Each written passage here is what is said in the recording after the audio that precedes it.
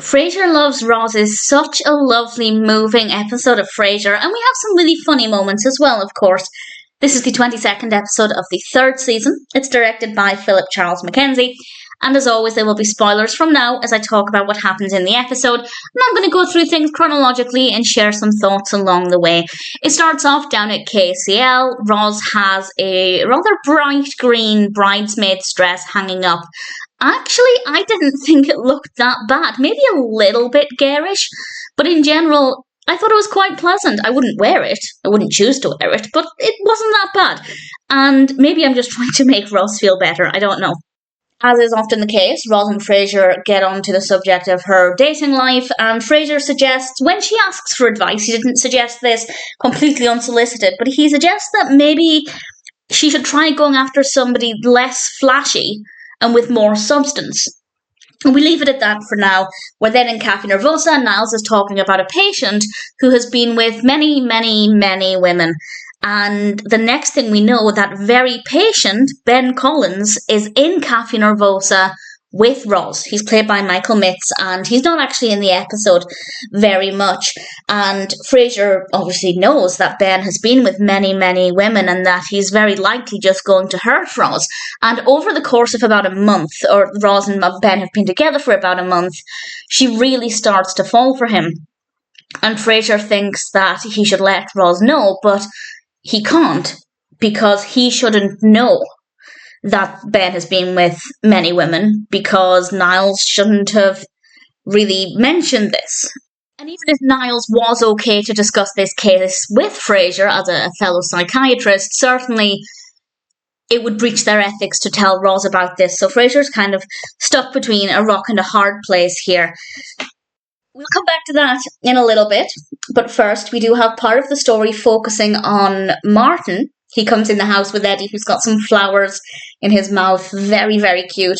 And Frasier is trying to get Martin to record a piece to camera. So there's a kind of memento for years down the line. They can look back at it and see Martin on tape. It's a sweet idea. And obviously in the 90s, something that would have taken a lot more effort than it would today.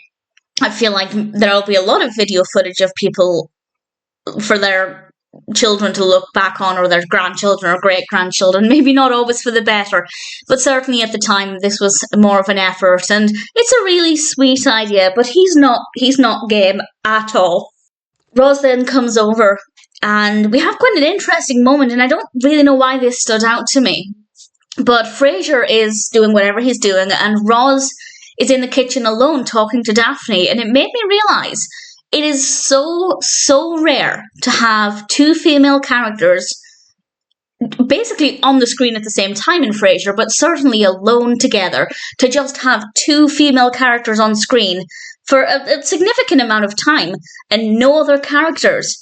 That never happens. I'm not saying Frasier is anti-woman or anything, absolutely not. It's just the way the show goes, the way the characters are. But it just stood out to me as being something that we don't get that often. So it was a little refreshing, and I rather enjoyed it. Ross asks Daphne if Frasier seems weird to her, which I thought was a pointless question because it's Frasier, of course he does. Daphne's response was exactly what I would have expected it to be. And Daphne does suggest that maybe Frasier is jealous of Ben. She'd overheard Frasier saying something that could maybe indicate this. And Rose starts to consider this. We then have, a little while later, more of Niles and Martin. And Martin finally reluctantly agrees to do the tape for the camera. And he has tremendous fun with it, and I won't say exactly what happens. I know I said spoiler, but I won't give away everything.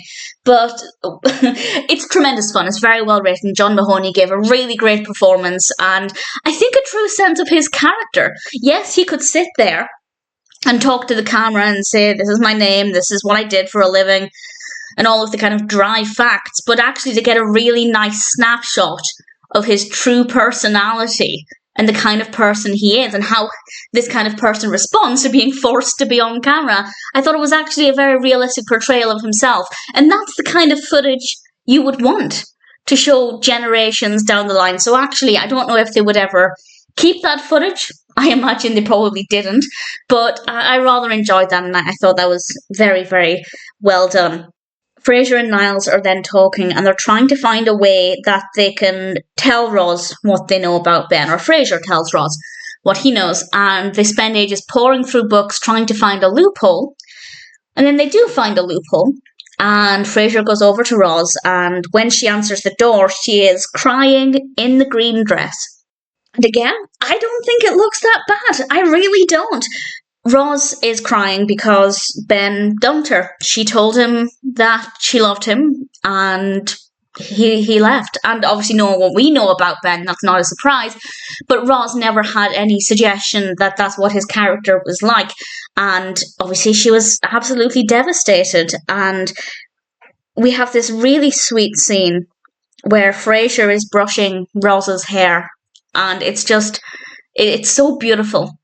And she kind of admits that she knows how Frasier feels about her, or at least what she believes Frasier feels about her. Frasier's face at that moment was very entertaining. And I do think Frasier was put in a very awkward position. I think there's one thing in this that Roz said that changed the shape or changed the direction that this episode went in. And she said that knowing that Frasier could be interested in somebody like her was keeping her from falling apart. And obviously those words meant that Frasier couldn't turn around and say, well, no, actually, I don't think of you like that, because that would be harsh. So Frasier kind of keeping up this pretense allowed the episode to develop in a really beautiful way in the last few minutes. They do have the teeniest, tiniest linger as if they're going to kiss, but they both realise pretty quickly they don't want that. And they actually both admit that they actually really value each other's friendships. Roz says it's the healthiest relationship with a man she's ever had.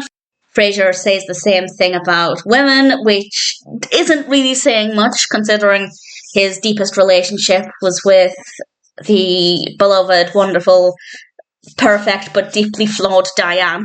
I do love her. I struggle to say anything bad about her, but she did do a lot of damage to Frasier, so that's not saying much. But I still think it's probably true, and I think that that's a really beautiful thing that they both have this brilliant friendship that developed out of a working relationship, and I think they were right to not take things further. Sitcoms sometimes do a lot of damage. Not always, and I actually can't think of an example now that I've said that, but there must be some because I've said it.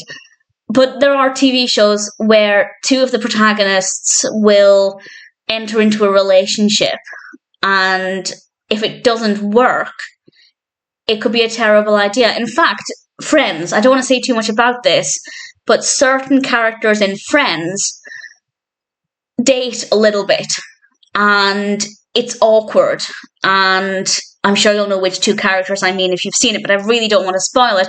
But the point there is that sometimes they will try and explore something, and even if they don't intend on going far with that relationship, even if the writers just want the characters to date for a couple of episodes before they realise they just want to remain friends, to us as viewers, we've seen them trying to have that relationship, and sometimes that kind of muddies the waters a little bit in just how beautiful we can view their friendship.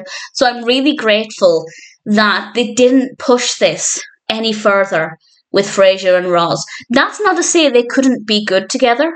Maybe they could, but I love the friendship that they have, and clearly they love that as well, and I think that that is definitely the best way forward for both of those characters. And they do a toast to friendship, and then they say, in complete honesty, I love you to each other. And I believe that. I fully, truly believe that they do love each other as friends, and I think that that is so, so beautiful and so special. And I absolutely adored it, and it made me a little bit emotional because it was a really lovely moment.